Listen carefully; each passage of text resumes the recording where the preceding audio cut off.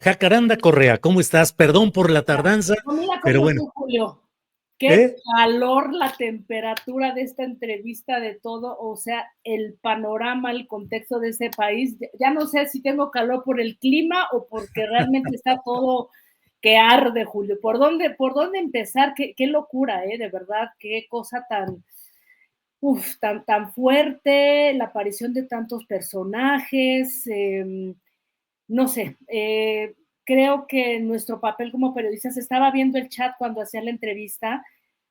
Yo quisiera decir, sé que tenemos una audiencia muy fiel porque me ha tocado verla, conocerla, abrazarla, y sé que muchas personas que se han acercado a nosotros siempre nos dicen de manera muy honesta y transparente que sigamos hablando con la verdad de manera honesta, transparente, crítica, y pues así lo vamos a hacer. Y a ver cómo me va, mi querido Julio, porque ya vi que te dijeron de todo en el chat, así es que yo apelo a nuestra querida audiencia, a la que he visto en persona, a la que he abrazado, a que por favor escuchen esto, porque voy a entrar con un tema que por supuesto otra vez va a levantar ahí ámpula, y me refiero pues a este tema que pues otra vez incendia las redes, sobre todo ex Twitter, ¿no? Más que todas las redes, yo creo que es esta red X, ¿no? Que de alguna manera es en donde se entrelazan un montón de pasiones y de cosas a veces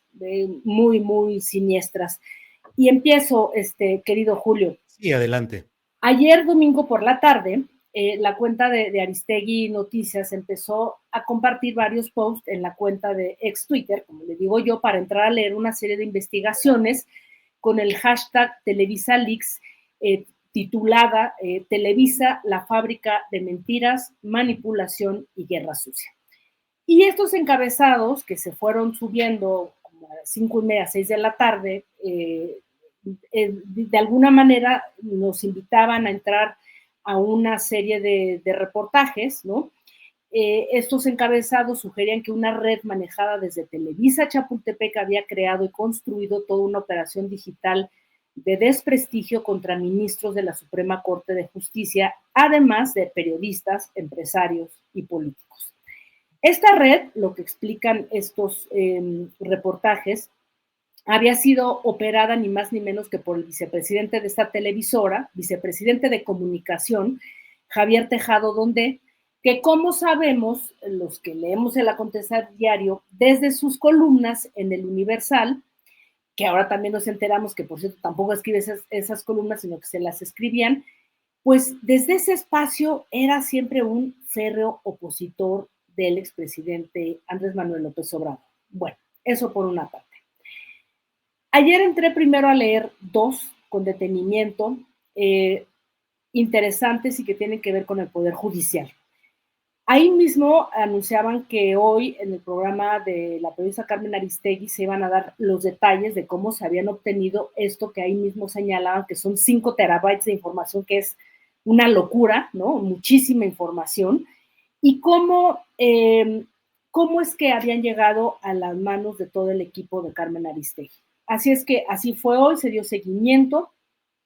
Pero fíjate que más allá del escándalo, me parece que tiene materia periodística, Julio, porque es de interés público indagar y reflexionar en un momento crucial en este país, porque por un lado estamos metidos en este embrollo de la elección judicial que ha sido muy compleja, no podemos negarlo, es muy preocupante porque estamos en medio de este escándalo, pues acabas de hacer toda una entrevista, ¿no? Que habla de que si el crimen o los militares, el ejército pueden estar metidos o impulsando candidatos, pero digamos que ellos son uno de los tantos poderes fácticos que están jugando en esta elección y que tristemente en este ensayo que vamos a hacer el 1 de junio para elegir a los representantes del Poder Judicial, no vamos a poder combatirlos, Julio, y hay que ser muy serios para admitirlo y denunciarlo sin cortapisas y valor, cómo es que realmente se puede democratizar el Poder Judicial. Déjame comenzar rápidamente con los personajes de esta serie Televisa Leaks que presentaron los varios periodistas de Aristegui, y en esta historia juegan varios personajes. El personaje 1, ¿quién es? es el denunciante, quien hoy, le contó Aristegui, filtró los documentos, ¿no? Es un joven llamado Germán Gómez García, estudiante de cine, no dice de qué universidad en Guadalajara, y sobrino del periodista Salvador García Soto, quien escribe en El Universal, periódico en el que también escribe el vicepresidente de Televisa, Javier Tejado, donde ahí se conocieron y recomienda a su sobrino. Este joven cuya historia se parece a la de muchos otros que dio Julio, que han trabajado pues en varias guerras sucias digitales desde los más altos niveles, ¿no? Tuvo una crisis de salud mental, incluyendo un intento de suicidio, y es por eso que él dice, lo llevó a denunciar todo esto, ¿no? Por supuesto que más allá de este joven, ¿no? Que podía llamarse, pues, al escucharlo y contándolo de una manera un tanto, no sé si fría, pero como muy, pues sí, eso, ¿no? O sea, hablando de todas las cosas que había hecho, me dejó pensando pues en eso, ¿no? La avaricia de aquellos quienes equivocadamente creen volverse héroes en tiempos de Internet y terminan siendo rehenes de fuerzas realmente muy oscuras, ¿no? Otro de los personajes es Javier Tejado, quien creó un búnker en Televisa llamado Palomar, y desde donde a través de un cuantioso equipo de jóvenes y millones de pesos, se llevaron a cabo guerras mediáticas digitales insospechadas contra integrantes del poder judicial y que en algunos casos parecían estar en el mismo bando. Y digo en el mismo bando, todos vinculados con Morena. Ahí se movían millones de pesos y una gran cantidad, Julio, provino ni más ni menos que de ese poder judicial, que ahora vamos a ver por qué fue. Y lo interesante, yo creo que de todo esto, Julio, es que aquí, a ver, cuando digo estos dos personajes, quién filtra, luego quién es el operador, ¿no?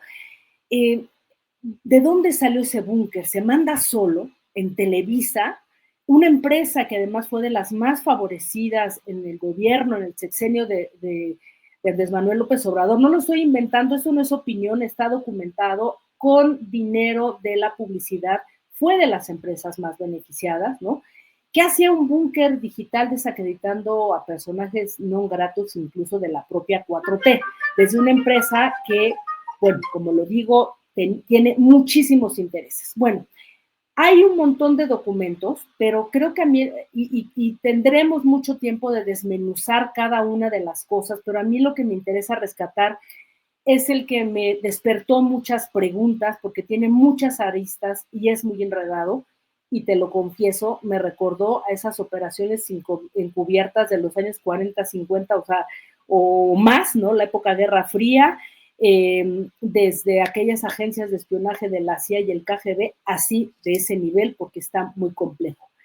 Y es muy potente este filón que tiene que ver con el Poder Judicial, Julio, porque el primer reportaje que está dedicado al ministro Arturo Saldívar, en ese entonces candidato a presidente de la Suprema Corte de Justicia de la Nación, cuenta cómo desde ahí se construyó su candidatura, cómo se golpeó a otros contrincantes, incluyendo a la ministra Olga Sánchez Cordero, y cómo se destruyó la reputación de magistrados como aquella de, no sé si recuerdas el caso de Jorge Arturo Camero Campo, al que se le construyó una historia terrorífica que vemos ahí cómo fue construida con testimonios de los mismos chavos que trabajaban en ese búnker, ¿no? Y es una historia en donde para quitarlo del camino, le inventan que el hijo es un acosador o un abusador sexual infantil en el colegio West Hill y que en realidad al joven se le había expulsado solo por haberse dado de besos con una compañera, y a partir de ahí sale una historia con testimonios, con documentos falsos, con chats falsos, ¿no? Para desacreditar a este personaje, ¿no? Este magistrado Jorge Arturo Camero Ocampo, quien por cierto murió años después, en el 2020, y quien fue uno de los más acérrimos opositores a la construcción del Aeropuerto Internacional Felipe Ángeles. De hecho, él dio varias suspensiones en juicios de amparo para frenar la construcción, pues, de este aeropuerto. De los miles de documentos, Julio, que le entregaron a Aristegui, este joven que trabajó en Palomar, así se llamaba este búnker, ¿no?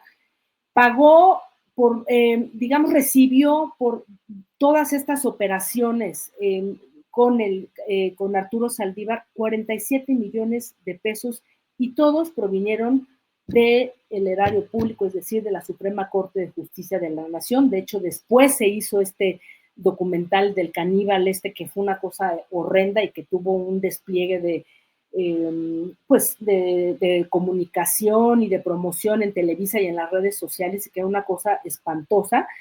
Y bueno, quiero terminar, Julio, porque es mucha información, son demasiados filones desde donde podemos analizar este presente, esta coyuntura tan compleja.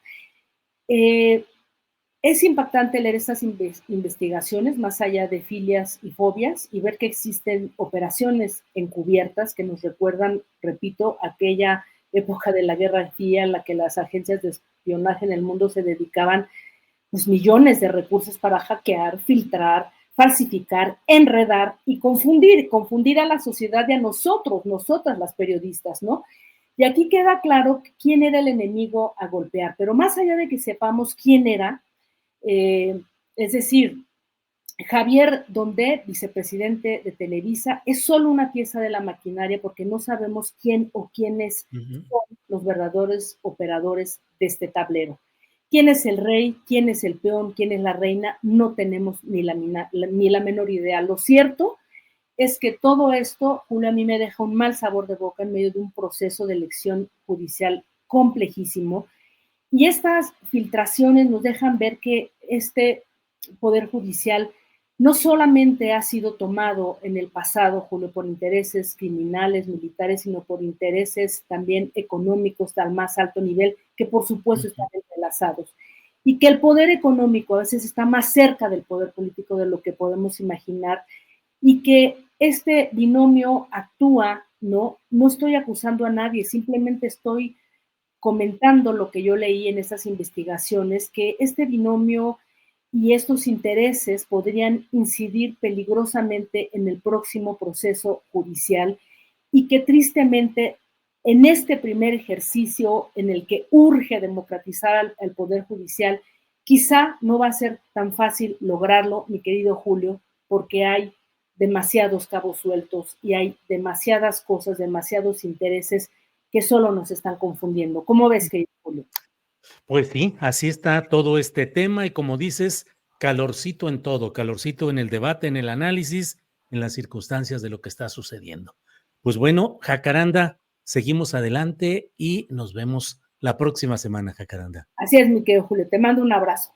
Que tengas buena tarde, como Tú siempre. también. Gracias.